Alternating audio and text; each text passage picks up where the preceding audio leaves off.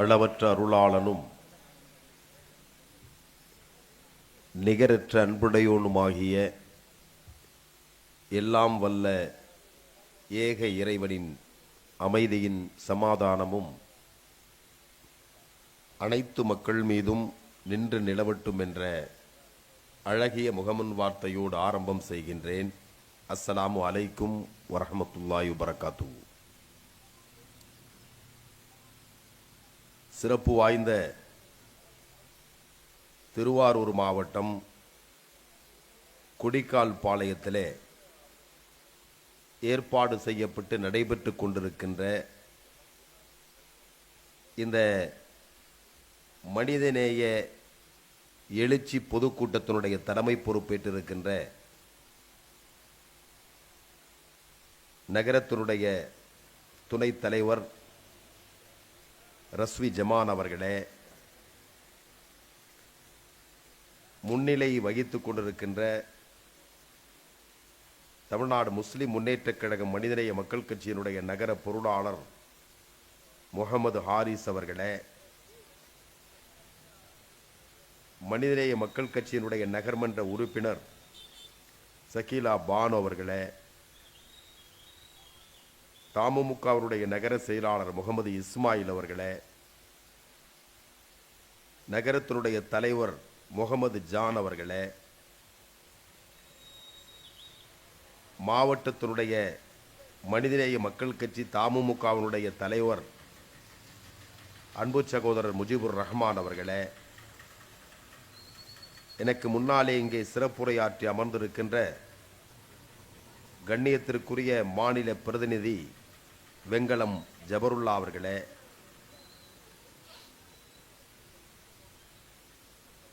இங்கே இந்த கேலண்டர் வெளியிடுகின்ற கண்ணியம் பெற்றிருக்கின்ற இந்திய கம்யூனிஸ்ட் கட்சியினுடைய பொறுப்பாளர் முகமது உசேன் அவர்களே, இறுதியாக இங்கே நன்றி உரை ஆற்றிருக்கின்ற மாமகவுடைய நகர செயலாளர் பாசா அவர்களே, எனக்கு பின்னாலே இங்கே சிறப்புரையாற்ற வருகை இருந்திருக்கின்ற தமிழ்நாடு முஸ்லிம் முன்னேற்றக் கழகத்தினுடைய மாநில பொதுச் செயலாளர் முனைவர் பேராசிரியர் ஹாஜாக்கனி அவர்களே, இங்கே திரளாக கூடியிருக்கின்ற பெரியோர்களே, தாய்மார்களே, பல்வேறு மதங்களை பின்பற்றி வாழ்ந்து கொண்டிருக்கிற எங்கள் தொப்புள் கொடி உறவுகளே, காவல்துறை மற்றும் உளவுத்துறை சகோதரர்களே, தமிழ்நாடு முஸ்லிம் முன்னேற்றக் கழகம் தமிழகத்திலே அனைத்து மக்களுக்கும் சேவையாற்றிக் கொண்டிருக்கின்ற ஒரு சேவை அமைப்பாக இருப்பதை இன்றைக்கு நாடே ஒப்புக்கொண்டிருக்கிற ஒரு தருணத்தில் மனிதநேய மக்கள் கட்சி என்ற எங்களின் அரசியல் பிரிவு அனைத்து சமுதாய மக்களுக்காக இந்த நாட்டில் அரசியலில் புறையோடி போயிருக்கிற தீமைகளுக்கு எதிராக குரல் கொடுத்து கொண்டிருக்கின்ற ஒரு அரசியல் கட்சியாக இந்த நாட்டில் அது செயலாற்றிக் கொண்டிருப்பதை நீங்கள் அறிவீர்கள். அரசியல் தளமானாலும் சமுதாய தளமானாலும் அதை ஒரு சேவை மனப்பான்மையோடு அணுகுகின்ற ஒரு நிலை இன்றைக்கு நாட்டு மக்களிடத்திலே உருவாக வேண்டும் என்பதற்காக அதனுடைய முதன்மை பணியை தமிழ்நாடு முஸ்லிம் முன்னேற்றக் கழகம் முன்னெடுத்து செய்து கொண்டிருக்கிறது. சுமார் 218 அவசர ஊர்திகள் ஆம்புலன்ஸ் சேவைகளை இந்த நாட்டில் செய்து கொண்டிருக்கிற பேரமைப்பு தமிழ்நாடு முஸ்லிம் முன்னேற்றக் கழகம். சட்டமன்றத்திலே 2 சட்டமன்ற உறுப்பினர்கள் இந்த நாட்டினுடைய நன்மைக்காக, இந்த நாட்டினுடைய வளர்ச்சிக்காக, இந்த நாட்டினுடைய பாதுகாப்புக்காக அனைத்து சமுதாய மக்களும் எல்லாம் பெற வேண்டும், சமமாய் பெற வேண்டும் என்கிற சமத்துவ சிந்தனையோடு சட்டமன்றத்திலே எங்கள் கட்சியின் எம்எல்ஏக்கள் 2 பேர் அனைத்து மக்களுக்காக குரல் கொடுத்துக் கொண்டிருக்கின்றார்கள். இந்த ஒரு சமத்துவ மனநிலை எல்லா அரசியல் சகோதரிடத்திலும் ஏற்பட வேண்டும். நமது நாடு அந்த விழுமியங்களில் அது மலர வேண்டும் என்பதைத்தான் நாங்கள் விதைத்துக் கொண்டிருக்கிறோம். இந்த நாட்டில் சர்வாதிகார ஏகாதிபத்திய அரசாக இன்றைக்கு பாரதிய ஜனதா கட்சி செயல்பட்டுக் கொண்டிருக்கிறது. அங்கெங்கெனாதபடி இந்திய தேசம் முழுவதும் சிறுபான்மை மக்கள் கொடுமைகளுக்கு ஆளாக்கப்படுகிறார்கள். இந்த மண்ணின் மைந்தர்கள் இன்றைக்கு வந்தேரிகளாக சித்தரிக்கப்படுகின்ற ஒரு தருணம் இந்த தேசம் முழுவதும் நடைபெற்றுக் கொண்டிருப்பதை நீங்கள் அறிந்திருக்கிறீர்கள். எத்தனையோ அரசியல் கட்சிகள் இந்த நாட்டை ஆட்சி செய்திருக்கின்றன. எத்தனையோ பிரதமர்கள், நல்ல நல்ல பிரதமர்கள் எல்லாம் இந்திய திருநாட்டை உலக அரங்கிற்கு திரும்பி பார்க்கிற வண்ணமாக, உலகத்திற்கு எடுத்துக்காட்டாக பல பிரதமர்கள் இந்த இந்திய தேசத்தை ஆட்சி செய்திருக்கிறார்கள். ஆனால் பாசிச வெறி பிடித்த பயங்கரவாத சிந்தனை கொண்ட சிறுபான்மை மக்களை ஒடுக்குவது, அடக்குவது, கொலை செய்வது என்ற திட்டத்தை வகுத்திருக்கிற ஒரு RSS என்கிற பேரியக்கத்தை சார்ந்த, இன்னைக்கு அவர்களால் உருவாக்கப்பட்டிருக்கிற அரசியல் கட்சி என்கிற பெயரிலே இந்த நாட்டில் சர்வாதிகாரத்தை செய்து கொண்டிருக்கிற பாரதிய ஜனதா கட்சியினுடைய பிரதமராக, இந்தியாவுக்கு அவமானத்தை ஏற்படுத்திய பிரதமராகத்தான் இன்றைக்கு நரேந்திர மோடி அவர்கள் செயல்பட்டுக் கொண்டிருப்பதை நாம் பார்த்து கொண்டிருக்கிறோம். இந்த தேசம் மாற வேண்டும். இந்த மக்களை கொடுமைப்படுத்துகிற சூழ்நிலை ஒழிய வேண்டும். எல்லோருக்கும் எல்லாமும் கிடைக்க வேண்டும். இந்த நாட்டினுடைய ஜனநாயக கட்டமைப்பு சிதைக்கப்படக்கூடாது. இந்த நாட்டின் அரசியல் சட்ட சாசனம் பாதுகாக்கப்பட வேண்டும். இந்த நாட்டின் செக்குலரிசம், மதச்சார்பற்ற நிலை தொடர வேண்டும். இங்கு எல்லா மக்களும் சமமானவர்கள் என்ற நிலையை உருவாக்க வேண்டும் என்பதற்காக நாம் அனைவரும் பாடுபட வேண்டிய ஒரு காலகட்டத்தில் வாழ்ந்து கொண்டிருக்கிறோம் என்பதை நான் இங்கே பதிவு செய்ய கடமைப்பட்டிருக்கிறேன்.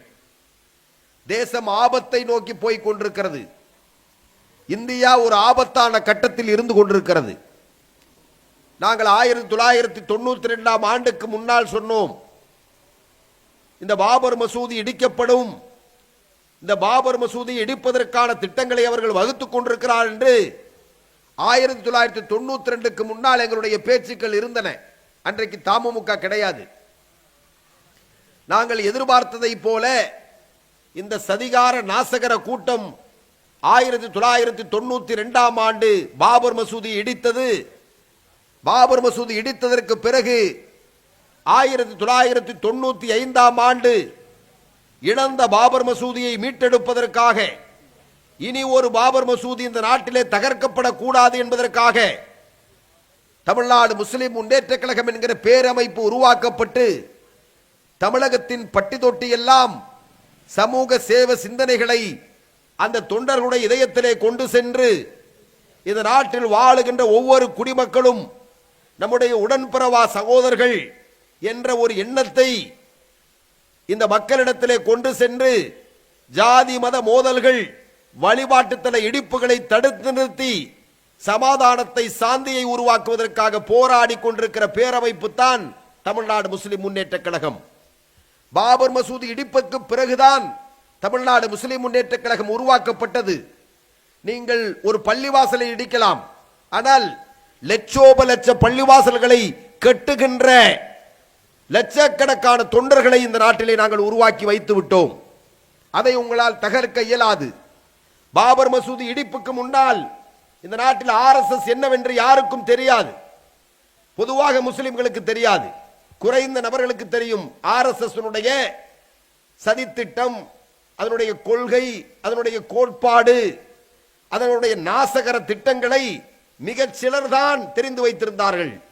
ஆனால் பாபர் மசூதி இடிக்கப்பட்டதற்கு பிறகு 1992 டிசம்பர் 6க்கு பிறகு 1995 தமிழ்நாடு முஸ்லிம் முன்னேற்ற கழகம் உருவாக்கப்பட்டதற்கு பிறகு வயிற்றிலே இருக்கிற குழந்தைக்குத்தான் தெரியாது RSS பற்றி. வேறு எல்லோரும் தெரிந்து கொள்ளுகிற ஒரு நிலையை தமிழ்நாடு முஸ்லிம் முன்னேற்ற கழகத்தின் சார்பிலே நாங்கள் உருவாக்கி வைத்து விட்டோம். இன்றைக்கு அது இந்திய நாடு முழுவதும் பரவிக் கொண்டிருக்கிறது. நாங்கள் தமிழ்நாட்டில் கடந்த காலத்தில் பேசிய பேச்சுக்கள் இன்றைக்கு கேரளாவிலே பேசப்படுகிறது, கர்நாடகாவிலே பேசப்படுகிறது, அதே மாதிரி தெலுங்கானாவிலே பேசப்படுகிறது, வடநாடு போன்ற பல்வேறு மாநிலங்களிலே அந்த மாதிரியான கருத்துக்கள் பேசப்படுகிறது. ஆனால் நாங்கள் 25 ஆண்டுகளுக்கு முன்னாலேயே இந்த கருத்துக்களை அந்த மக்களிடத்திலே கொண்டு சென்றோம். RSS என்பது ஒரு அபாயம், RSS அமைப்பு இந்தியாவிலே இருக்கக்கூடாது. பிஜேபி என்பது ஒரு கட்சி அல்ல, அது முஸ்லிம்களையும் கிறிஸ்துவர்களையும் இந்த நாட்டின் ஒடுக்கப்பட்ட பிற்படுத்தப்பட்ட தாழ்த்தப்பட்ட மக்களையும் கொலை செய்கிற ஒரு கொலைகார கட்சி என்றுதான் நாங்கள் சொன்னோம். அது நிதர்சனமாக இன்றைக்கு நடந்து கொண்டிருக்கிறது. 2 நாட்களுக்கு முன்பு நடந்திருக்கிற 25ஆம் தேதி கிறிஸ்துமஸ் தினத்திலே எத்தனை தேவாலயங்களிலே போய் இவர்கள் பிரச்சனை செய்திருக்கிறார்கள். கேரளாவிலே கிறிஸ்துமஸ் ஊர்வலத்திலே சென்றிருக்கிற 15 வயது மிகையாகாத சிறுவர்களை பிடித்து அடித்து உதைத்திருக்கிறார்கள். கலவரத்தை ஏற்படுத்த முயற்சி செய்திருக்கிறார்கள். அவர்கள் கிறிஸ்துமஸ் தினத்திலே அலங்கரித்து வைத்திருக்கின்ற அலங்காரங்களை அடித்து உடைத்திருக்கிறார்கள். அவர்களின் நம்பிக்கை சிதைக்கப்பட்டிருக்கிறது. இந்தியாவிலே வாழுகிற கிறிஸ்துவர்களுக்கு எந்த விதமான உரிமையும் நாங்கள் தரமாட்டோம் என்று ஓபனாக பேசுகிறது பிஜேபி. பஜ்ரங்கத்தனத்தை சார்ந்தவர்கள் தங்களுடைய அமைப்பின் பெயரை சொல்லிக் கொண்டு உடைக்கிறார்கள். கிறிஸ்துவ தேவாலயத்தை உடைக்கிறார்கள், கிறிஸ்துவ பாதிரியார்களை கொல்லுகிறார்கள், கன்னியாஸ்திரிகளை கற்பழித்தார்கள்.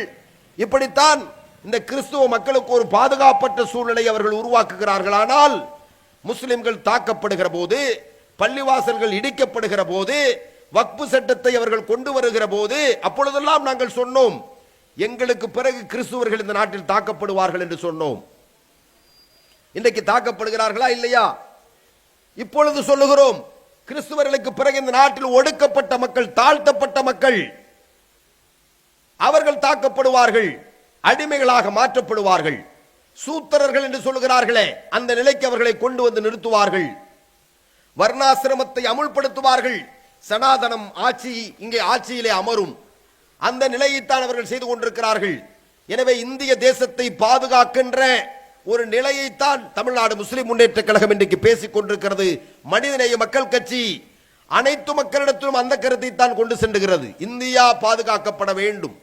நாங்கள் தமிழ்நாட்டிலே பணியாற்றலாம், ஆனால் எங்களுடைய சிந்தனை என்பது 142 கோடி இந்திய தேசிய மக்களை பற்றி நாங்கள் கவலைப்படுகிறோம். இந்தியாவில் வாழ்ந்து கொண்டிருக்கிற குடிமக்கள் ஒவ்வொருவரும் பாதுகாப்பாக இருக்க வேண்டும். தமிழ்நாட்டிலே வாழுகிற முஸ்லிம்களுக்கு மட்டும் பாதுகாப்பு இருந்தால் கேரளா முஸ்லிம்கள் கொடுமைக்கு ஆளாக்கப்படலாமா? வடநாட்டிலே முஸ்லிம்கள் கொலை செய்வதை நாம் விரும்புகிறோமா? இல்லை.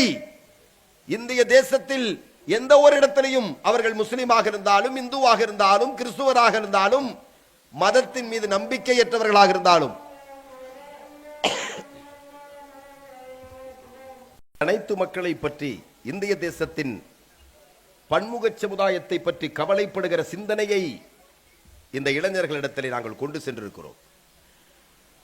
நீங்கள் தமிழகத்தை எப்படி பார்க்க வேண்டும் என்றால், தமுமுகவுக்கு முன் தமுமுகவுக்கு பின் என்றுதான் நீங்கள் பார்க்க வேண்டும். வரலாறு நான் சொல்லுவது, நான் ஒரு தமுமுக காரன் என்ற அடிப்படையில் பேசவில்லை. இந்த நாட்டில் எந்த அரசியல் கட்சியாக இருந்தாலும் சரி,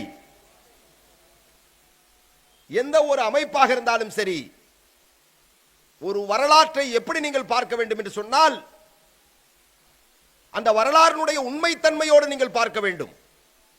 தமிழ்நாடு முஸ்லிம் முன்னேற்ற கழகத்திற்கு முன், தமிழ்நாடு முஸ்லிம் முன்னேற்ற கழகத்துக்கு பின் என்று பார்க்க வேண்டிய ஒரு நிலை தமிழ்நாடு முஸ்லிம் முன்னேற்ற கழகம் இந்த நாட்டில் உருவாக்கி வைத்திருக்கிறது. இந்திய தேசத்தின் ஏனைய எந்த மாநிலத்திலும் 218 அவசர ஊர்திகள், ஆம்புலன்ஸ் சேவை செய்யக்கூடிய ஒரு அமைப்பை நீங்கள் கோடிட்டு காட்ட முடியுமா? ஒரு அரசியல் கட்சியை காட்ட முடியுமா? இன்றைக்கு ஓடிக்கொண்டிருக்கக்கூடிய 108 என்ற ஆம்புலன்ஸ், தமிழக அரசு நடத்தி கொண்டிருக்கிற 108 அவசர ஊர்தி, இதற்கு முன்னுதாரணம் யார் தெரியுமா? தமிழ்நாடு முஸ்லிம் முன்னேற்ற கழகம். தமுமுகவை பார்த்துத்தான் தமிழக அரசு அந்த அவசர ஊர்தியை இயக்க ஆரம்பித்தது. தமிழ்நாட்டுடைய முன்னாள் முதலமைச்சர் டாக்டர் கலைஞர் அவர்கள் 2 அவசர ஊர்திகள், டெம்போ டிராவலர் 2 அவசர ஊர்தியை தமிழ்நாடு முஸ்லிம் முன்னேற்ற கழகத்திலே தந்து என்னுடைய பங்கு என்று சொல்லி தந்தவர். சொந்த பணத்திலே தமுமுகவுக்கு ஆம்புலன்ஸை அர்ப்பணித்தவர் இன்றைய முதலமைச்சருடைய தந்தை, முன்னாள் முதலமைச்சர் டாக்டர் கலைஞர் அவர்கள். அப்படியானால் இங்க இருக்கக்கூடிய மக்கள் சிந்திக்கப்பட வேண்டும். ஒரு தமிழ்நாடு முஸ்லிம் முன்னேற்ற கழகம் என்ற பேரமைப்பு எப்படிப்பட்ட அங்கீகாரத்தை இந்த நாட்டில் பெற்றிருக்கிறது என்பதை நீங்கள் சிந்தித்து பார்க்க வேண்டும். முஸ்லிம்களிலே நிறைய பேர் இன்றைக்கு கூட நீங்கள் வெகு தூரத்திலே நின்று பார்க்கலாம். உங்கள் காதுகள் எங்களுடைய வார்த்தைகளை செவிமடுக்கலாம். உங்களுக்கும் எங்களுக்கும் ஒரு சின்ன இடைவெளி இருக்கலாம். ஆனால் எங்களை நீங்கள் ஏற்றுக்கொண்டுதான் ஆக வேண்டும், நிராகரிக்க இயலாது. தமிழகத்தினுடைய தெருவீதிகளில் பல்சமய மக்களிடத்திலே ஒரு தோழமை உணர்வை, ஒரு சகோதர வாஞ்சையை ஏற்படுத்திய பெருமை மிகு அமைப்பு தமிழ்நாடு முஸ்லிம் முன்னேற்ற கழகம். இன்றைக்கு தமுமுக என்றால் கேரளாவிலே தெரியும். பினராயி விஜயன் கேரளாவினுடைய முதலமைச்சர், அவருக்கு தெரியும். கர்நாடகத்தினுடைய முதலமைச்சருக்கு தெரியும். தெலுங்கானாவினுடைய முதலமைச்சருக்கு தெரியும். ஏன்? இந்திய தேசத்தை நாசகரமாக ஆட்சி செய்து கொண்டிருக்கிற நாசகர பாவி நரேந்திர மோடிக்கு தெரியும் தமுமுக என்றால் ஒரு சேவை அமைப்பு என்று அவரே சொல்லி இருக்கிறார். தமிழ்நாடு முஸ்லிம் முன்னேற்ற கழகம் என்று தன்னுடைய நாவால் நரேந்திர மோடி பேசினார். நல்லது பேசினாரோ கெட்டது பேசினாரோ, ஆனால் அவர் இந்த அமைப்பினுடைய பெயரை உச்சரிக்க வேண்டிய ஒரு நிலைக்கு இந்த தமுமுக அவரை தள்ளியது. இதற்கு லட்சக்கணக்கான தொண்டர்களை நாங்கள் களத்திலே இறக்கி விட்டிருக்கிறோம். சமூக சேவையிலே, இரத்த தான சேவையிலே, மருத்துவ சேவையிலே, உயிர் காக்கின்ற உன்னத பணிகளிலே இளைஞர் சமுதாயத்தை திருப்பி விட்டிருக்கிறோம். சினிமா நடிகர்களுக்கு பின்னால் ரசிகர்களாக, அடிமைகளாக சென்று கொண்டிருந்த ஒரு கூட்டத்தை சமூக சிந்தனையை கொண்டு வந்து சமூக சேவையாட்ட செய்தவர் தமிழ்நாடு முஸ்லிம் முன்னேற்ற கழகத்தினுடைய தலைவர்கள். நீங்கள் சிந்தித்து பார்க்க வேண்டும். இதுதான் நாங்கள் செய்திருக்கிற சாதனை.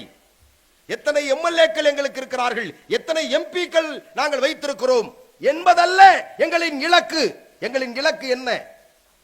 இந்த நாட்டினுடைய எதிர்கால தலைமுறையை இந்த நாட்டை பற்றி சிந்திக்கக்கூடியவர்களாக, மனிதநேய மிக்கவர்களாக, தங்கள் உயிரையும் துச்சமாக மதித்து பிற உயிரை காப்பாற்றுகின்ற ஒரு மனோநிலையை கொண்டு வருவதுதான் எங்களுடைய இந்த அமைப்பினுடைய இலக்கு.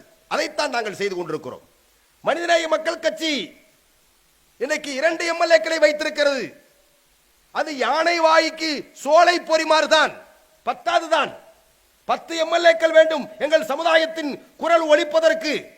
ஆனால் நாங்கள் எண்ணிக்கையை பார்ப்பதில்லை. யாரை நாங்கள் ஆட்சிக்கு கொண்டு வருகிறோம் என்பதுதான் முக்கியம். நாடு ஆபத்தான ஒரு கட்டத்தில் இருக்கிறது. பிஜேபி எந்த மதத்தையும் மதிப்பதில்லை, எந்த சமூகத்தையும் விட்டு வைப்பதில்லை. முஸ்லிம்கள் இங்கே வாழ முடியாத நெருக்கடியை இந்த பாசிஸ்டுகள் இங்கே விதைத்திருக்கிறார்கள். இந்திய தேசம் முழுவதும் விதைத்திருக்கிறார்கள். பாபர் மசூதி 485 ஆண்டு காலம் இந்திய தேசத்தில் அல்லாஹுவை வணங்கிய பள்ளிவாசல் இன்றைக்கு உண்டா? இன்றைக்கு பாபர் மசூதி முஸ்லிம்களுடைய கையிலே உண்டா? அங்கே தொழுகை நடக்கிறதா? அல்லாஹு வணங்கப்படுகிறதா? இல்லை. எங்கே அந்த பாபர் மசூதி? இந்த அயோக்கியர்களால் இடித்து தரைமட்டமாக்கப்பட்டன. அதற்கு ஒரு நீதிபதியை உட்கார வைக்கிறான். எந்த தகுதியும் இல்லாத, திராணி இல்லாத ஒரு அயோக்கிய பையன், ஆனா பெண்ணான்னு தெரியாத அவனை கொண்டு வந்து நீதிபதியா உட்கார வைக்கிறான். அவன் யாரு? சுப்ரீம் கோர்ட்டினுடைய தலைமை நீதிபதி ரஞ்சன் கோகாய். சட்டத்தின்படி தீர்ப்பு சொல்ல வேண்டிய இந்த அயோக்கியர்கள் மெஜாரிட்டியின்படி தீர்ப்பு சொன்னார்கள். சட்டத்தின்படி அந்த தீர்ப்பு அல்ல. அதனால் தான் அவர்கள் கையெழுத்தே போடாத தீர்ப்பு அந்த தீர்ப்பு. பாபர் மசூதியை கொண்டு போய் இன்னொரு ஆலயத்திற்கு கொடுத்தார்களே, இதை விட கேவலம், அவமானம் இந்திய தேசத்திற்கு வேறு ஒன்று உண்டா? இதை ஏற்படுத்தினார்கள். ராமனின் பெயரால் இரத்த ஆறை ஓட்டினார்கள். ஒரு பாபர் மசூதி இடிக்கப்பட்டது மட்டுமல்ல, நீங்கள் சிந்தித்து பார்க்க கடமைப்பட்டிருக்கிறீர்கள். 2000 முஸ்லிம்கள் பாபர் மசூதியின் பெயரால் படுகொலை செய்யப்பட்டார்கள். 2000 முஸ்லிம்கள் கொல்லப்பட்டிருக்கிறார்கள். யாராவது தண்டிக்கப்பட்டிருக்கிறார்களா? 2000 முஸ்லிம் பெண்கள் ஆண்களும் சேர்ந்து குழந்தைகளும் சேர்ந்து படுகொலை செய்யப்பட்ட தேசம் இந்த தேசம். பாபர் மசூதியின் பெயரால் 2000 முஸ்லிம்கள், 2 பேராவது அதற்கு தண்டிக்கப்பட்டிருக்கிறார்களா? இல்லை. அப்படியானால் யார் போராடுவது? சாப்பிட்டு விட்டு தூங்கி செத்து போகிற கூட்டமா நாமோ? சாப்பாடு, தூக்கம், சாவு, இதுக்கு பேர் வாழ்க்கையா? இல்லை சகோதரர்களே. உங்களுடைய உரிமைகள் மறுக்கப்படுகிற போது, உங்களுக்கு ஒரு பாதிப்பு ஏற்படுகிற போது, அதற்கு எதிராக போராடுவதற்கு நீங்கள் தயாராகவில்லை என்றால் நீங்கள் அடையாளம் இல்லாமல் செய்யப்பட்டு விடுவீர்கள். சற்று நேரத்துக்கு முன்னால் இந்த கூட்டத்தில் நான் பேசிக் கொண்டிருக்கிற போது இங்கே ஒரு பாங்கு சத்தம் கேட்டது. நாம் அமர்ந்து அதை கேட்டோம். இந்த பாங்கு சத்தம் இந்தியாவிலே கூடாது என்று நரேந்திர மோடி சொல்லுகிறார், அமித்ஷா சொல்லுகிறார், பிஜேபி சொல்லுகிறது, ஆர்எஸ்எஸ் சொல்லுகிறது, விஸ்வ இந்து பரிஷத் சொல்லுகிறது, பஜ்ரங் தளம் போன்ற இந்து மதவெறி கும்பல் சொல்லுகிறது, இந்த பாங்கு சத்தம் கேட்கக்கூடாது என்று சொல்லுகிறார்கள். நீங்கள் அதை ஒப்புக்கொண்டு வாழுவதற்கு தயாராக இருக்கிறீர்களா? இனிமேல் பாங்கு வேண்டாம், பள்ளிவாசலுக்குள்ள சொன்னா போதும், வெளியில சொல்ல வேண்டாம் என்று நீங்கள் ஏற்றுக்கொள்ள தயாராக இருக்கிறீர்களா? இதைத்தான் அவர்கள் நினைக்கிறார்கள். அப்படி பாங்கு சொல்லக்கூடிய பள்ளிவாசலை இடிக்கிறார்கள். பாபர் மசூதி மட்டும் இந்த நாட்டில் இடிக்கப்பட்டதற்காக நாங்கள் பேசவில்லை. பாபர் மசூதி மட்டுமா இடிக்கப்பட்டிருக்கிறது? ஆயிரக்கணக்கான பள்ளிவாசல்கள் இந்தியாவில் இடிக்கப்பட்டிருக்கிறது. இது மறைக்கப்பட்டிருக்கிற உண்மை, சத்தியம் இது. ஆனால் அதெல்லாம் யாரும் பேசுவதில்லை. ஆயிரக்கணக்கான பள்ளிவாசல்கள் உடைக்கப்பட்டிருக்கிறது, முடக்கப்பட்டிருக்கிறது, அங்கே தொழுகை நடைபெறுவதில்லை. இந்தியா யாருடைய இந்தியா? இந்தியனின் இந்தியா. இந்துவின் இந்தியாவோ, முஸ்லிமின் இந்தியாவோ, கிறிஸ்துவனின் இந்தியாவோ அல்ல, அனைவருக்குமான இந்தியா. ஆனால் அதை நரேந்திர மோடி, ஆர்எஸ்எஸ் பயங்கரவாதிகள் அவர்களின் இந்தியாவாக மாற்றுகிறார்கள். என்ன அவர்கள் எழுதி ஆர்எஸ்எஸ் உருவாக்கியவர்கள் என்ன சொல்லுகிறார்கள்? இந்த பிஜேபியினுடைய பிதாமகன்கள் என்ன சொல்லுகிறார்கள்? இந்தியா என்பது எங்களுடைய நாடு, இதில் நீங்கள் மூன்றாந்தர இரண்டாந்தர குடிமக்கள் தான் என்று நம்மளை பார்த்து சொல்லுகிறார்கள். இந்திய தேசத்தினுடைய விடுதலைக்கு முதன்மையாக நின்று ரத்தம் சிந்தி உயிர் கொடுத்து உடைமை பறித்து இந்திய தேசத்தினுடைய விடுதலையை ஊர்ஜிதம் செய்தவர்கள் நாம் முஸ்லிம்கள். இல்லை என்று எவனாவது சொல்ல முடியுமா? எந்த ஒரு வரலாற்று பேராசிரியராவது முஸ்லிம்களை நிராகரித்து விட்டு இந்தியாவின் வரலாற்றை எழுத இயலுமா? முடியாது. ஒரு ஆர்எஸ்எஸ் காரன் பெயர் கூட இந்திய தேசத்தின் விடுதலையில் இல்லை. ஒரு ஆர்எஸ்எஸ் காரன் பெயர் கூட இந்தியாவினுடைய விடுதலைக்காக உயிர் கொடுத்தான் என்ற பட்டியலில் இல்லை. ஆனால் உங்களுடைய என்னுடைய தலைமுறையின் பட்டியல் லட்சக்கணக்கான பேர் இந்த தேசத்திற்காக உயிர் தந்திருக்கிறார்கள். அதை சொல்லுவதற்கு கூட திராணியற்றவர்களாக இன்றைக்கு முஸ்லிம்கள் இருந்து கொண்டிருக்கிறோம். இதை பேசுவதற்கு கூட பயப்படுகிறார்கள். இந்தியாவுக்காக நாங்கள் உயிர் தந்தோம், உடைமைகளை தந்தோம், எல்லாவற்றையும் அர்ப்பணித்தோம் என்று சொல்லுவதற்கு கூட நாவற்றவர்களாக இன்றைக்கு நாம் இருந்து கொண்டிருப்பதை பார்க்கிறோம். அப்படி பேச்சை அமைத்துக் கொள்ளுகிறார்கள். எல்லோரும் விரும்புவதை போல தன்னை மாற்றிக் கொள்ளுகிற ஒரு கயமைத்தனம் இந்திய தேசத்தில் மலிந்து கொண்டிருப்பதனால் தான் இன்றைக்கு நீங்களும் நானும் பின்தள்ளப்பட்டிருக்கிறோம். அடித்தளத்தின் கீழே நாம் இருந்து கொண்டிருக்கிறோம். எங்கே இருக்கிறது? பாராளுமன்றத்தில் எவ்வளவு பேர் முஸ்லிம்கள்? வெறும் 24 பேர் நாம் இருந்து கொண்டிருக்கிறோம். பாராளுமன்றத்தில் 24 பேர் போதுமா? 543 பாராளுமன்ற உறுப்பினர்களில் முஸ்லிம்களுடைய எண்ணிக்கை எவ்வளவு? வெறும் 24 பேர் நாம் இருக்கிறோம். போதுமா? இது அவமானப்படுத்தப்பட்ட நிலை. அந்த 24 பேரும் உங்களுக்காக பேசக்கூடியவர்களா? இல்லை, அவர்களின் கட்சிக்காக பேசக்கூடியவர்கள், கட்சிகளின் பிரதிநிதிகள், முஸ்லிம்களின் பிரதிநிதிகள் அல்ல. இதான் நிலை. தமிழ்நாட்டினுடைய சட்டமன்றத்தில் எத்தனை எம்எல்ஏக்கள் உங்களுடைய சமுதாயத்துக்காக பேசுகிறார்கள்? எடுத்து பாருங்கள். நீங்கள் எந்த கட்சிக்கு சீட்டு, எந்த கட்சியில் உள்ள முஸ்லிம்களுக்கு சீட்டு கொடுத்தாலும் அவர்கள் நம்முடைய சமுதாய எம்எல்ஏக்கள் கிடையாது. தமிழ்நாடு முஸ்லிம் முன்னேற்ற கழகம், முஸ்லிம் லீக்கினுடைய சகோதரர்கள் மட்டுமே சமுதாயத்திற்காக குரல் கொடுக்கிறார்கள். வேறு எல்லோரும் அவர்கள் எல்லாம் முற்போக்கு முஸ்லிம்களாக மாறிவிட்டார்கள். சகோதரர்களே, முஸ்லிம்களை நீங்கள் 3-4 விதங்களாக பிரிக்க வேண்டிய ஒரு நிலையில் நாம் இருந்து கொண்டிருக்கிறோம். எல்லா எம்எல்ஏவும் முஸ்லிம் பேர் உள்ளவர்கள் எல்லாம் முஸ்லிம் எம்எல்ஏ கிடையாது, முற்போக்கு சிந்தனையாளர்களாக இருக்கிறார்கள். அவர்கள் என்றைக்காவது இந்த சமுதாயத்தினுடைய குரலாக பேசியிருக்கிறார்களா என்று பாருங்கள் நீங்கள். அல்லது 5 ஆண்டு கால ஒரு முஸ்லிம் எம்எல்ஏ என்ற பெயர் தாங்கியாக இருக்கக்கூடிய ஒருவர் என்றைக்காவது இந்த சமுதாயத்திற்கு அவர் என்ன செய்தார் என்ற ஒரு பட்டியலை காட்ட சொல்லுங்கள். ஒன்றுமே இருக்காது. இவர்கள் தான் முஸ்லிம் பெயர்களிலே உள்ள எம்எல்ஏக்கள். அதனால் தான் திராவிட முன்னேற்ற கழகத்தினுடைய தலைவர், தமிழ்நாட்டுடைய முதலமைச்சருக்கு நான் போகிற இடங்களெல்லாம் நாங்கள் கோரிக்கை வைக்கிறோம். நீங்கள் முஸ்லிம் சமுதாயத்திற்கு பிரதிநிதிகளை தருகிறோம் என்று சொல்லி எந்த கட்சிக்கு நீங்கள் சீட்டு கொடுத்தாலும் அது எங்களுக்கு பிரயோஜனம் இல்லை. தமிழ்நாடு முஸ்லிம் மனிதநேய மக்கள் கட்சிக்கு தருகிற சீட்டு, அதே போல நம்முடைய தாய் சபையான முஸ்லிம் லீக்குக்கு தருகிற சீட்டு மட்டுமே இந்த சமுதாயத்தின் குரலாக இருக்கும்.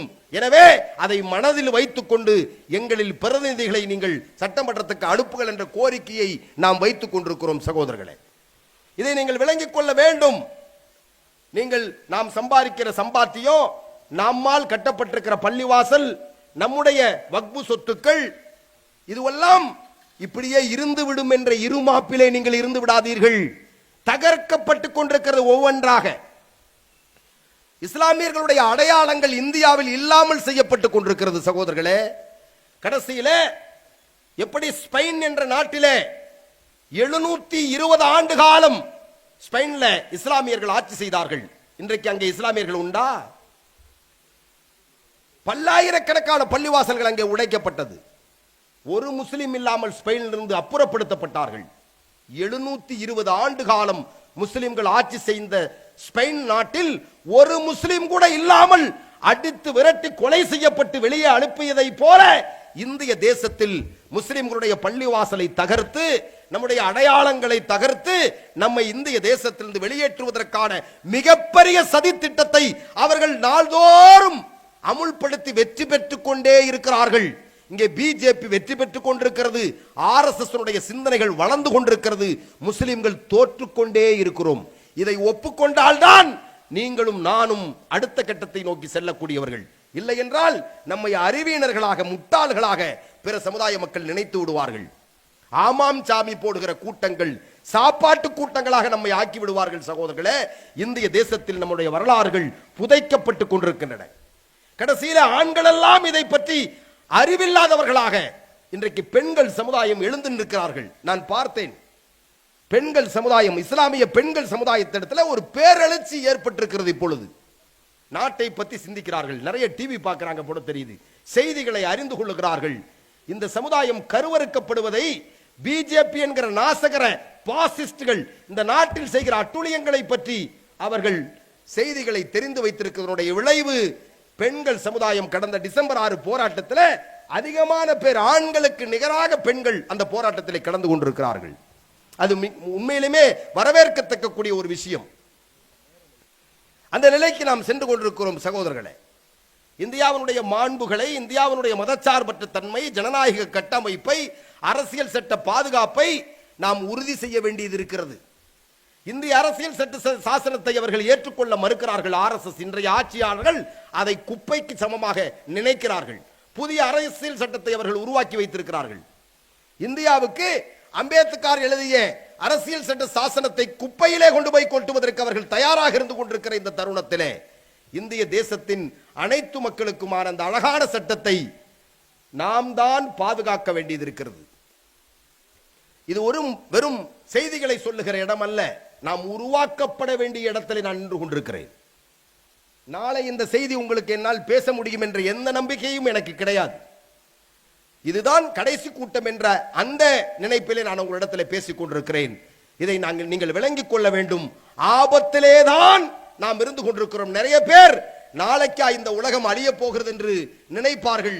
உலகம் அழிகிறதோ இல்லையோ, ஆனால் கையில் இருக்கிற ஒன்றை நட்டு வைத்து விட்டு சாகு என்று நபிகள் நாயகம் ஸல்லல்லாஹு அலைஹி வஸல்லம் சொன்னார்கள். கையில் இருக்கிற ஒன்றை நட்டு வைத்து விட்டு ஓடு, உலகம் அழிகிற போது கூட. அதுதான் நாம் செய்ய வேண்டிய கடமை. சகோதரர்களே, அதை நாம் முறையாக செய்கிறோமா? இல்லாத ஒன்றை உருவாக்குவதற்கு இருக்கின்ற ஒன்றை இடித்தார்களா இல்லையா? பாபர் மசூதி என்பது இருப்பது, அங்கே ராமர் கோயில் என்பது இல்லாதது.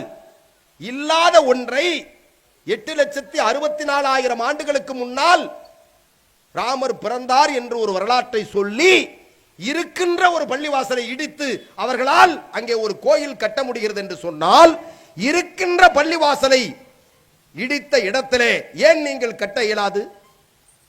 அவர்களிடத்தில் உள்ள உறுதி கூட நம்மகிட்ட இல்லையா? ஒரு இறை நம்பிக்கையாளராக இருக்கக்கூடிய நம்மிடத்திலே எப்படிப்பட்ட உறுதி வேண்டும்? அப்படியானால் அவர்கள் எப்படி இப்படி ஒரு ஆட்சி மாற்றத்தை ஏற்படுத்தி நீதிமன்றத்தில் ஒரு பொறுக்கியை நீதிபதியாக உட்கார வைத்துக் கொண்டு ஒரு பள்ளிவாசலை இடித்த இடத்தில் கோயில் கட்ட முடியும் என்று சொன்னால், அதே போல ஒரு ஆட்சி மாற்றம் நாம் நிகழ்த்தினால் நம்ம ஒரு நீதிபதியை உட்கார வச்சு செய்ய முடியுமா முடியாதா? சத்தியத்தை செய்ய முடியும். அவர்கள் அசத்தியத்தை செய்திருக்கிறார்கள். நாம் சத்தியத்திற்காக போராடுகிறவர்கள். வெற்றி உங்களுக்கு நிச்சயம் என்று இறைவன் சொல்லுகிறான். உண்மைக்காக போராடக்கூடியவர்கள், மக்களுக்காக உழைக்கக்கூடியவர்கள், சமூக சேவை செய்யக்கூடியவர்கள். நம்மிடத்தில் உறுதி வேண்டுமா வேண்டாமா? அதை ஏற்படுத்துகின்ற ஒரு நிலையைத்தான் நாங்கள் பொதுக்கூட்டத்தில் உங்களிடத்தில் பேசிக் கொண்டிருக்கிறோம். சகோதரர்களே, நாம் எல்லோரும் சேர்ந்து போராட வேண்டிய காலகட்டம் வந்துவிட்டது. இந்திய தேசத்தினுடைய விடுதலைக்காக எப்படி எல்லா சமயத்தவர்களும், இந்துக்கள், முஸ்லிம்கள், கிறிஸ்துவர்கள், ஜைனர்கள், புத்தர்கள், சீக்கியர்கள் என்று சொல்லி அனைத்து மதத்தை சார்ந்தவர்களும் ஒன்றிணைந்து போராடித்தான் இந்தியாவுக்கு விடுதலை கிடைத்தது. பிரிட்டிஷ் ஏகாதிபத்தியத்திலிருந்து இந்த நாடு சுதந்திரம் அடைவதற்கு எல்லா மதத்தை எல்லாமே சேர்ந்துதான் போராடினோம். அதுபோல ஒரு போராட்டம் இந்திய தேசத்திலே வெடித்தால்தான் இந்த பாசிச சக்திகளை நீங்கள் அப்புறப்படுத்த இயலும். பிஜேபி என்ற இந்த கயவர்களை நீங்கள் அப்புறப்படுத்த இயலும். தேர்தலிலே அவர்களை நீங்கள் அப்புறப்படுத்த இயலாது. தேர்தலை தமிழ்நாட்டில் நீங்கள் வெற்றி பெறலாம், கேரளாவில் வெற்றி பெறலாம், கர்நாடகத்தில் வெற்றி பெறலாம். ஆனால் ஆட்சியில் யார் இருப்பார்கள்? பிஜேபி தான் இருக்கும். காரணம், எலக்ட்ரானிக் ஓட்டு இருக்கிற வரை நரேந்திர மோடி தான் பிரதமர். எஸ்ஐஆர், இன்றைக்கு எஸ்ஐஆரை அமுல்படுத்தினார்கள். சிறப்பு திருத்தம் என்கிற பெயரில், சிறப்பு வாக்காளர் பட்டியல் திருத்தம் என்ற பெயரிலே ஒரு திருத்தத்தை கொண்டு வந்தார்கள். முதல்ல பீகார்ல, ஹரியானாவில் நீங்க பாருங்க, ஹரியானாவில் 25 லட்சம் வாக்காளர்கள் நீக்கப்பட்டார்கள். அதில் அதிகமான பேர் சிறுபான்மை மக்கள். 25 லட்சம் வாக்காளர்கள் நீக்கப்பட்ட இடத்துல 25 லட்சம் வாக்காளர் நீக்கிறான், பிஜேபி ஜெயிக்கிறான். இந்த வார்த்தையை நீங்கள் மறந்துவிடக் கூடாது. உறக்கத்திலும் உங்களுக்கு நினைவு வர வேண்டும். 65 லட்சம் வாக்காளர்கள் பீகார்ல நீக்கிறான், பிஜேபி ஜெயிக்கிறான். அப்பொழுதெல்லாம் நாங்கள் இந்த எஸ்ஐஆர் ஆரம்பிக்கப்பட்டவுடன் நாங்கள் பிரச்சாரத்துக்கு சென்று இந்த எஸ்ஐஆரை பற்றி பேசும்போது நான் சொன்னேன், 1 கோடி வாக்காளர்கள் தமிழ்நாட்டில் நீக்கப்படுவார்கள் என்று ஒரு உத்தேசமாக நாங்கள் சொன்னோம். இன்றைக்கு 98 லட்சம் வாக்காளர்கள் நீக்கப்பட்டிருக்கிறார்கள். சகோதரர்களே, இதனுடைய முடிவு என்னவாகும் என்பது இனிமேல் தான் தெரிய வரும். எத்தனை எத்தனை பேருக்கு வாக்கு இல்லாமல் இருக்கிறார்கள் தெரியுமா? என்னுடைய உறவினர்களில் நிறைய பேருக்கு ஓட்டு கிடையாது. ஆனால் சரியாக எழுதி கொடுத்திருக்கிறார்கள். அவர்கள் அந்த ஃபார்மை எல்லாம், படிவத்தை எல்லாம் வைத்திருக்கிறார்கள். எந்த படிவத்தை வைத்தாலும் உங்களுக்கு ஓட்டு வேணுமா வேண்டாமா என்பதை தீர்மானிப்பது யார்? இந்த தேர்தல் கமிஷன் தான். எந்த காரணத்தை வேண்டுமானாலும் சொல்லலாம். அவர்கள் எப்படி வேண்டுமானாலும் நீக்குவார்கள். 10 ஓட்டு தானே நீங்க நினைப்பீங்க. ஒரு பகுதிக்கு 10 ஓட்டுனா ஒரு தொகுதிக்கு எத்தனை ஓட்டாச்சு நீங்க கணக்கு போட்டு பாருங்க. ஒவ்வொரு இடத்திலும் 25,000 ஓட்டுகள், 20,000 ஓட்டுகள் நீக்கப்பட்டிருக்கிறார்கள். சிந்தித்து பார்க்க கடமைப்பட்டிருக்கிறோம். சகோதரர்களே, வாக்காளர்களிலே இருந்து நீங்கள் நீக்கப்பட்டால் இந்திய தேசத்தின் குடிமக்களே நீங்கள் இல்லை என்று சொல்லுவார்கள், சொல்லிக் கொண்டிருக்கிறார்கள். அப்படி அஸ்ஸாமிலே பல்லாயிரக்கணக்கான மக்கள் கேம்புகளிலே அடைக்கப்பட்டிருக்கிறார்கள். நிறைய பேர் பங்களாதேஷுக்கு போயிட்டாங்க. நாடற்ற நிலைகளை உருவாக்கி கொண்டிருக்கின்றார்கள். நாம் என்ன செய்து கொண்டிருக்கிறோம்? தம்பட்டம் அடித்துக் கொண்டிருக்கிறோம். முஸ்லிம்கள் கையிலே சோத்தை வைத்துக் கொண்டு நான் சோறு தின்னுட்டேன்னு சொல்றவனுடைய ஒரு நிலையைத்தான் நாம் பரிதாபமாக பார்க்கிறோம். சோத்தை நான் சோறு சாப்பிட்டுட்டேன் அப்படின்னு ஒருத்தன் கொண்டாடுறான். அவனை நீங்க என்ன நினைப்பீங்க? நீங்க அப்படித்தான் சில பேரை நாம் நினைக்க வேண்டியது இருக்கிறது. சகோதரர்களே, அதால பாதாளத்தில் உங்களை தள்ளிவிட்டிருக்கிறார்கள். உங்கள் உயிர்களை அவர்கள் கையிலே வைத்திருப்பதை போல ஒரு நிலை இன்றைக்கு இருந்திருக்கிறதா இல்லையா? வழிபாட்டுத்தல பாதுகாப்பற்ற சூழ்நிலை இன்றைக்கு உருவாகி வக்ஃபு திருத்த சட்டத்தின் மூலமாக இன்றைக்கு உங்களுடைய சொத்துக்கள் யார் கையிலே இருக்கிறது? RSS கையிலே இருக்கிறது. ஒரு முஸ்லிமுடைய சொத்தை நரேந்திர மோடி ஆட்சி செய்கிறார். வக்ஃபு சொத்துக்கள் என்பது அரசாங்கம் சும்மா தந்த சொத்து கிடையாது. அரசாங்கம் இலவசமாக தந்த நிலம் அல்ல வக்ஃபு சொத்து. முஸ்லிம் முன்னோர்கள், மூதாதையர்கள், நம் முன் சென்றவர்கள், பெரியவர்கள் இந்த சத்திய மார்க்கத்தை பின்பற்றி வாழுகிற மக்களின் வழிபாட்டுத்தலம் பள்ளிவாசலுக்காக, அவர்களை அடக்கம் செய்கிற கபரஸ்தானுக்காக, அவர்கள் கல்வி கற்றுக்கொள்வதற்கு மதரசாக்கள் கல்லூரிகள் கட்டுவதற்காக விட்டு சென்ற பூமிதான் வக்பு சொத்து. அந்த சொத்தை யார் நிர்வகிக்க வேண்டும்? வக்பு சொத்தை இன்னொருத்தர் நிர்வகிக்கலாமா? நமக்கு பிறந்தவன் தான் நிர்வகிக்கணும். மோடியும் அமித்ஷாவும் யார் நமக்கு பிறந்தவர்களா?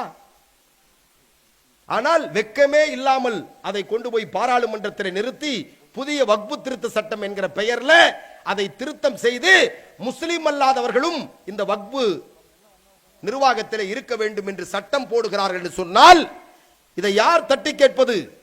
இதை நாம் அறிந்து வைத்திருக்கிறோமா? இதனுடைய ஆபத்துகள் உங்களுக்கு புரிகிறதா?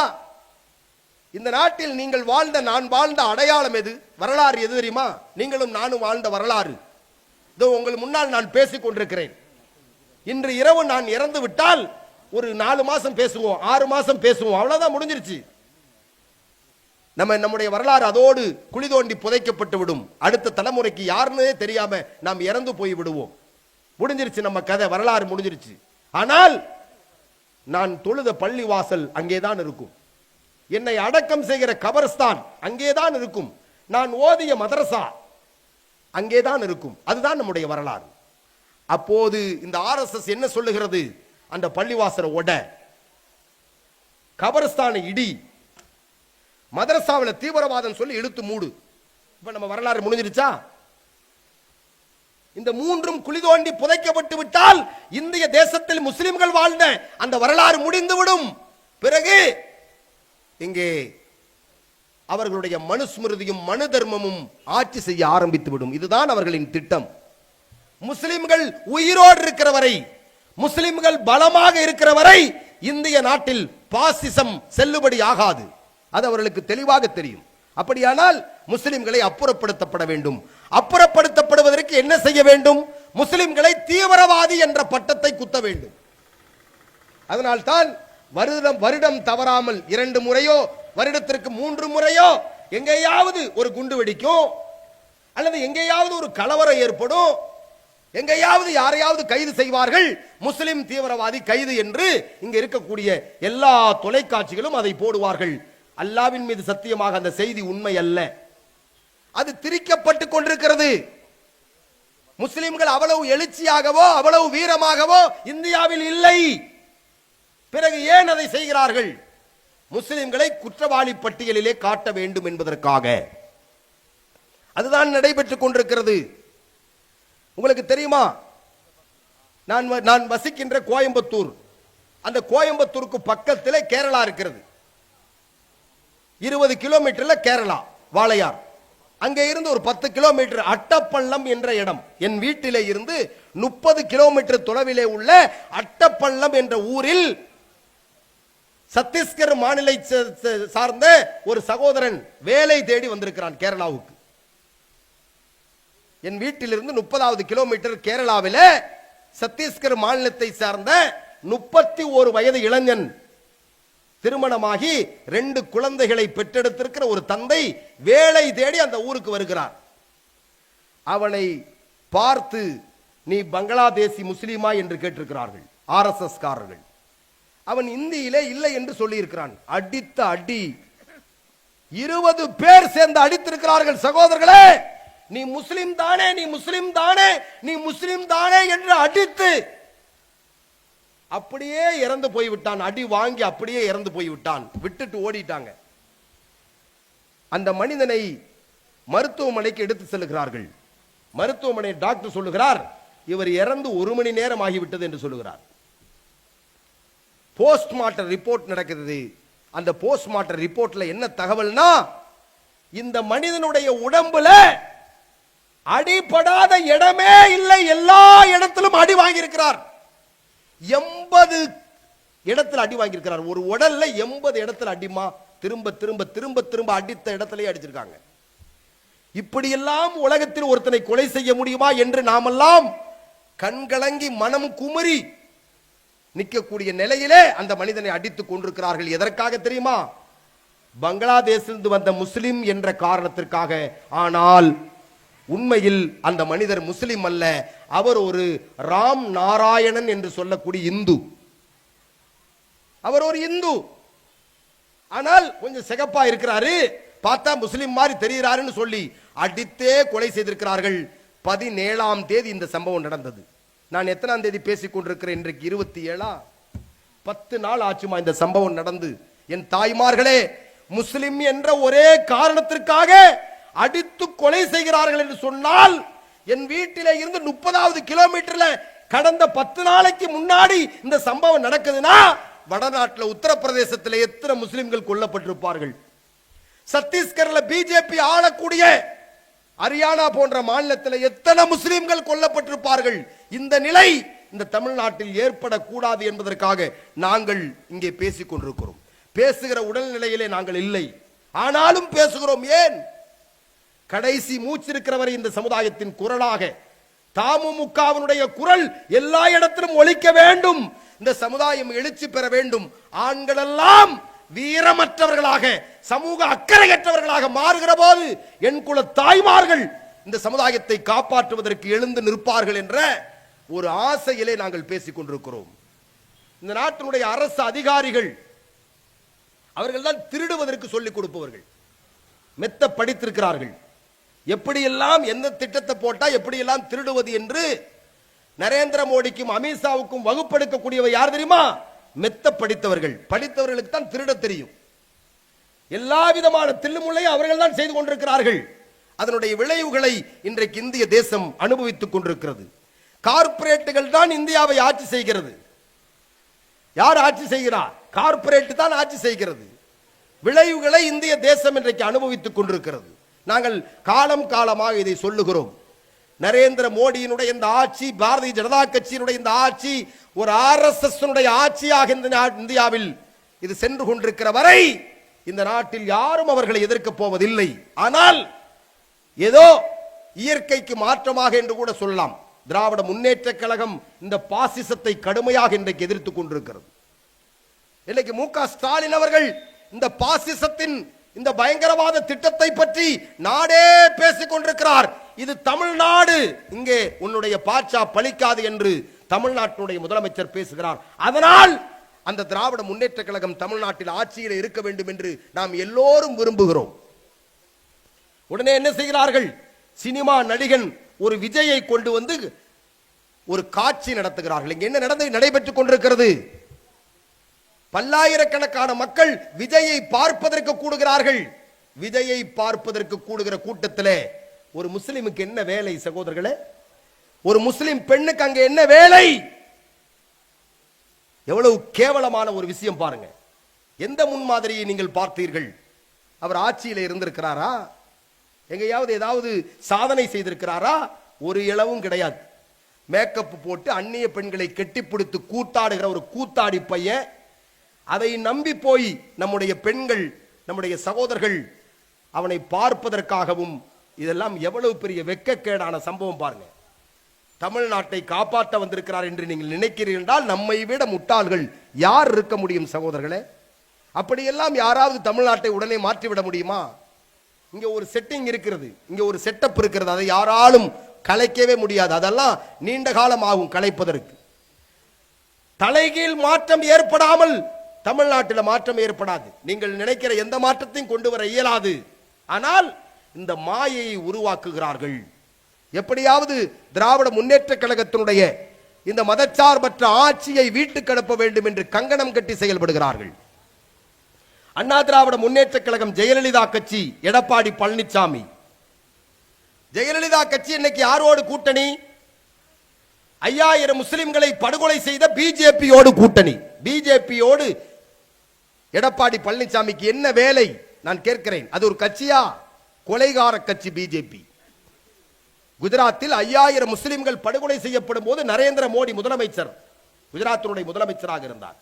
அப்படிப்பட்ட அந்த கட்சியோடு பாபர் மசூதியை இடித்து ராமர் கோயில் கட்டிய அந்த பிஜேபி கட்சியோடு எடப்பாடி பழனிசாமி என்ற ஜெயலலிதாவின் பிள்ளைக்கு என்ன வேலை? ஜெயலலிதாவை அம்மாவாக ஏற்றுக்கொண்டவர் எப்படி போய் எடப்பாடி பழனிசாமி பிஜேபியோடு கூட்டணி வைத்திருக்கிறார்? இது அம்மாவுக்கு செய்கிற துரோகம் அல்லவா? ஒரு மகன் தாய்க்கு செய்கிற துரோகம் அல்லவா? அந்த பிஜேபி கட்சி எதிர்த்தவர் ஜெயலலிதா.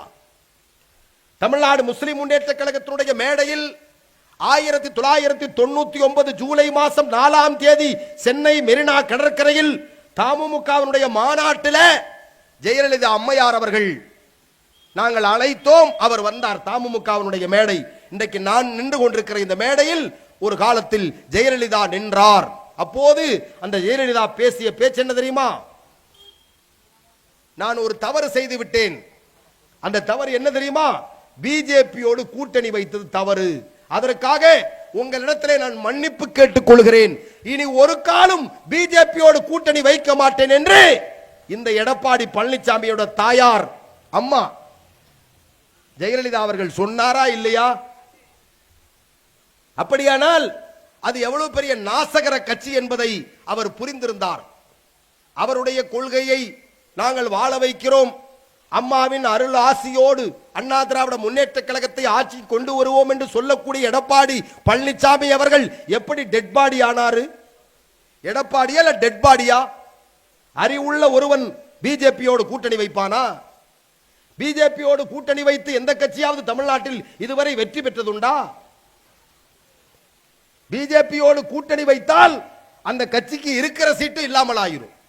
எங்கேயாவது ஒரு தொகுதியில் ஜெயிக்க முடியுமா? இங்கே சிறுபான்மை மக்கள் இருக்கிறார்கள், பிற்படுத்தப்பட்ட, ஒடுக்கப்பட்ட, தாழ்த்தப்பட்ட, அருந்ததியின மக்கள்.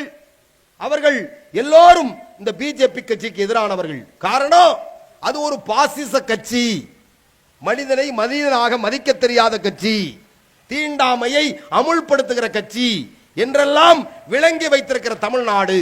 இந்த தமிழ்நாட்டில் தான் எடப்பாடி பழனிசாமி வேறு வழி இல்லாமல் பிஜேபி காரர்கள் அதிமுகவை மிரட்டி அந்த கட்சியோடு கூட்டணியில் இருக்கிறார்கள். அந்த கட்சி அதாள பாதாளத்தை நோக்கி போக வேண்டும். வெற்றி என்பதை கூடாது. அப்படி ஒரு நிலைமைக்கு இந்த நாட்டில் செல்ல வேண்டுமானால் நாம் எல்லோரும் சேர்ந்து உழைக்க வேண்டும். நாம தான் வெகுஜன மக்கள்கிட்ட கொண்டு போகணும்.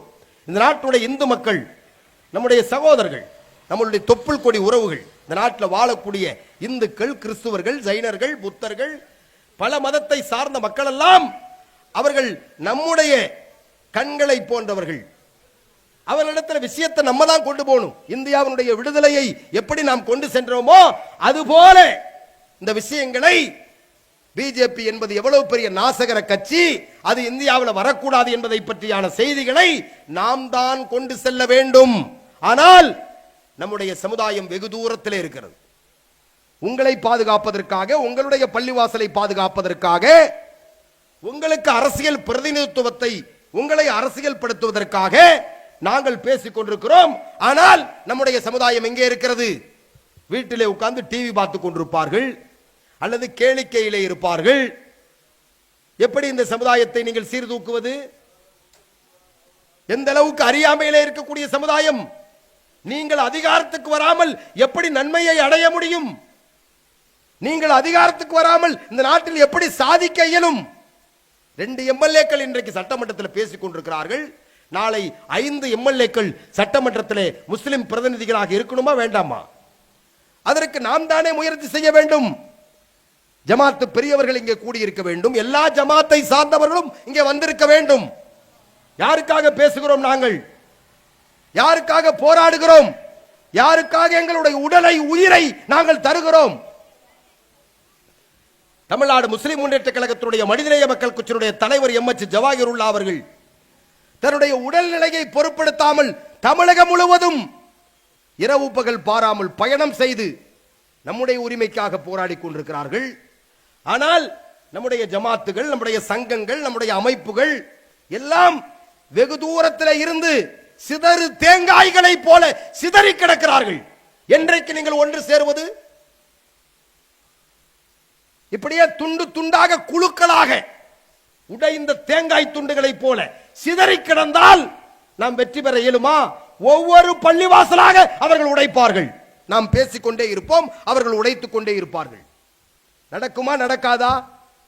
3500 பள்ளிவாசல்களை இந்தியாவில் இடிப்போம் என்று சொன்னார்கள். தமிழ்நாட்டில் 171 பள்ளிவாசலை இடிப்பார்களாம். பட்டியல் வெளியிலே வந்திருக்கிறது. RSS காரனுடைய பட்டியலை வெளியிலே வந்து திராவிட முன்னேற்ற கழகத்தை சார்ந்தவர்கள் பேசிக் கொண்டிருக்கிறார்கள். நம்முடைய தோழர் திருமாவளவன் பேசுகிறார். 171 பள்ளிவாசல்கள் தமிழ்நாட்டிலே இந்த பாசிச பாரதிய ஜனதா கட்சி அதிமுக கூட்டணி கட்சி இடிக்கும் என்று பட்டியல் வந்திருக்கிறது என்று படித்து சொல்லுகிறார். திருச்சியிலே எத்தனை பள்ளிவாசல், திருவாரூர்ல எத்தனை பள்ளிவாசல், ராமநாதபுரத்தில் எத்தனை பள்ளிவாசல், கோயம்புத்தூர்ல எத்தனை பள்ளிவாசல் என்று படிப்படியாக ஒவ்வொரு பள்ளிவாசலும் பட்டியல் போட்டு வைத்திருக்கிறார்கள் இடிப்பதற்கு இந்த பாரதிய ஜனதா கட்சி. ஆனால் நம்முடைய சமுதாயம் ஒன்று சேருகிறதா?